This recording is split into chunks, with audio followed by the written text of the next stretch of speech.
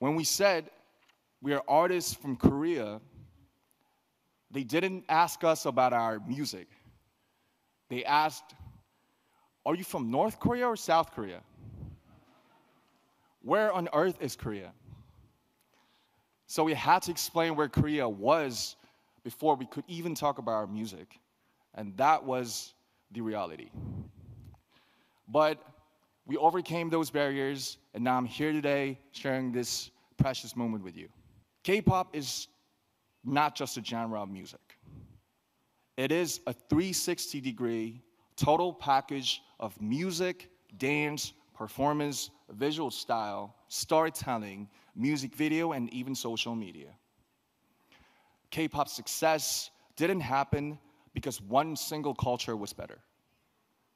K-pop's success came from respecting diversity and embracing world cultures, but still holding on to Korea's unique identity.